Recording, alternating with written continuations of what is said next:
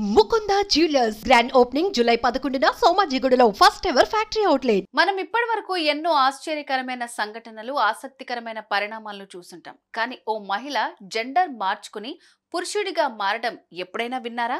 అవును, ఇప్పుడు అదే జరిగింది. ఐఆర్ఎస్ ఆఫీసర్ గా విధులు నిర్వహిస్తున్న అనసూయ అనే ఓ మహిళ పురుషుడిగా మారి పేరు కూడా మార్చుకున్నారు. మీరు విన్నది నిజమే. ఇందుకు సంబంధించి కేంద్ర ఆర్థిక మంత్రిత్వ శాఖ సైతం ఆమోదం కూడా తెలిపింది. ఇంతకు ఎవరి అనసూయ? పేరుతో పాటు జెండర్ మారడం ఏంటనే పూర్తి వివరాలు ఇప్పుడు తెలుసుకుందాం.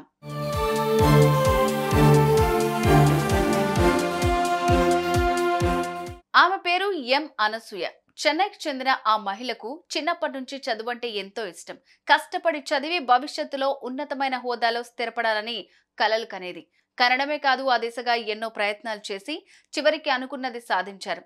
చెన్నైలోని మద్రాస్ ఇన్స్టిట్యూట్ ఆఫ్ టెక్నాలజీ కమ్యూనికేషన్లో బ్యాచిలర్ డిగ్రీ చదివిన అనసూయ 2023లో భోపాల్లోని నేషనల్ లా ఇన్స్టిట్యూట్లో యూనివర్సిటీలో సైబర్ లా, సైబర్ ఫోరెన్సిక్లో పీజీ డిప్లొమా పూర్తి చేశారు.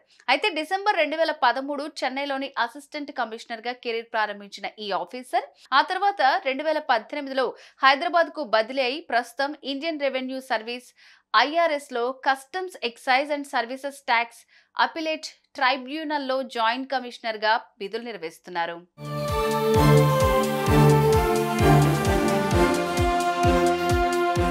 ఇకపోతే ఈ మహిళా అధికారి పేరుతో పాటు జెండర్ మార్చుకోవాలని భావించారు. ఇందులో భాగంగానే తన పేరుతో పాటు జెండర్ కూడా మార్చాలంటూ కేంద్ర ప్రభుత్వానికి అప్పీల్ చేసుకున్నారు. ఇక క్షుణ్ణంగా పరిశీలించిన అనంతరం కేంద్ర ఆర్థిక మంత్రిత్వ శాఖ ఈ అధికారి పేరుతో పాటు జెండర్ కూడా మారుస్తూ ఆమోదం తెలిపింది. ఇలా జరగడం భారతదేశ చరిత్రలోనే కాకుండా ఇండియన్ సివిల్ సర్వీసెస్ లో ఇదే మొదటిసారి. దీంతో ఈ 35 ఏళ్ల ఎం అనసూయ ఇప్పుడు ఎం అనుకతీర్ సూర్యగా మారటం విశేషం. ఈ ఆసక్తికర పరిణామంతో ఈ అధికారి ఇప్పుడు వార్తల్లో నిలిచారు.